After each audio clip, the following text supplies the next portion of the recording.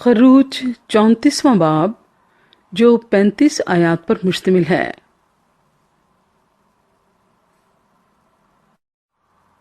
फिर खुदावंद ने मूसा से कहा, पहली लोहों की मानिंद पत्थर की 2 लोहें अपने लिए तराश लेना, और मैं उन लोहों पर वही बातें लिख दूंगा जो पहली लोहों पर जिनको तूने तोड़ डाला मरकूम थीं।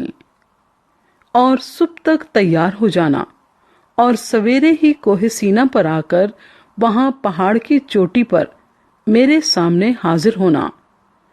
पर तेरे साथ कोई और आदमी ना आए और ना पहाड़ पर कहीं कोई दूसरा शख्स दिखाई दे। भेड़ बकरियां और गाय बैल भी पहाड़ के सामने चरने ना पाएं।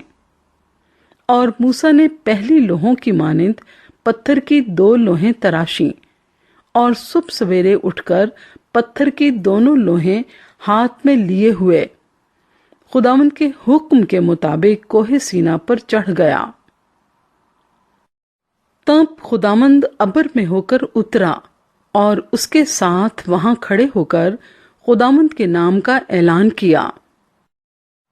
और खुदावंद उसके आगे से ये पुकारता हुआ गुजरा, खुदावंद खुदावंद खुदाए रहीम और मेहरबान, कहर करने में धीमा और शफकत और वफा में गनी, हजारों पर फजल करने वाला, गुनाह और तकसीर और खता का बख्शने वाला, लेकिन वो मुजरिम को हरगिज बरी नहीं करेगा, बल्कि बाप दादा के गुनाह की सजा उनके बेटों और पोतों को 3री और 4थी पुश्त तक देता है। तब मूसा ने जल्दी से सर झुकाकर सिजदा किया और कहा, आए खुदावंद, अगर मुझ पर तेरे करम की नजर है तो आए खुदावंद, मैं तेरी मिन्नत करता हूं कि हमारे बीच में होकर चल। गो ये कौम गर्दनकश है और तू हमारे गुनाह और खता को मुआफ कर और हमको अपनी मिरास कर ले। उसने कहा, देख, मैं अहद बांधता हूं कि तेरे सब लोगों के सामने ऐसी करामात करूंगा जो दुनिया भर में और किसी कौम में कभी की नहीं गई, और वो सब लोग जिनके बीच तू रहता है खुदावंद के काम को देखेंगे, क्योंकि जो मैं तुम लोगों से करने को हूं वो हैबतनाक काम होगा। आज के दिन जो हुक्म मैं तुझे देता हूं तू उसे याद रखना। देख, मैं अमूरियों और कनानियों और हित्तियों और फर्जियों और हवैयों और यबूसियों को तेरे आगे से निकालता हूं। सो खबरदार रहना कि जिस मुल्क को तू जाता है उसके बाशिंदों से कोई अहद ना बांधना। ऐसा ना हो कि वो तेरे लिए फंदा ठहरे, बल्कि तुम उनकी कुर्बान गाहों को ढा देना और उनके सतूनों के टुकड़े टुकड़े कर देना और उनकी यसीरतों को काट डालना, क्योंकि तुझको किसी दूसरे माबूद की प्रस्तिश नहीं करनी होगी, इसलिए कि खुदावंद जिसका नाम गयूर है वो खुदाए गयूर है भी।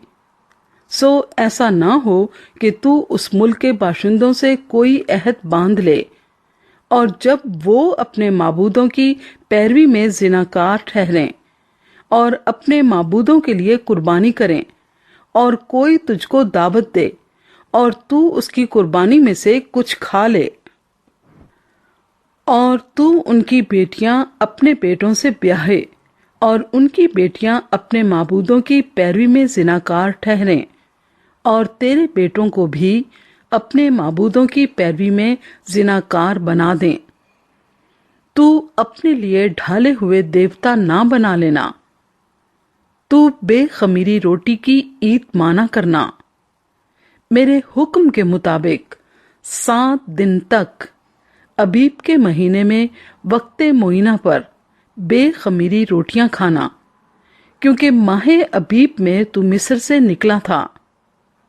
सब पिलौठे मेरे हैं, और तेरे चौपायों में जो नर पिलौठे हों کیا بچڑے کیا برے سب میرے ہوں گے، لیکن گدھے کے پہلے بچے کا فدیہ برہ دے کر ہوگا، اور اگر تو فدیہ دینا نہ چاہے تو اس کی گردن توڑ ڈالنا، پر اپنے سب پلوٹے بیٹوں کا فدیہ ضرور دینا، اور کوئی میرے سامنے خالی ہاتھ دکھائی نہ دے۔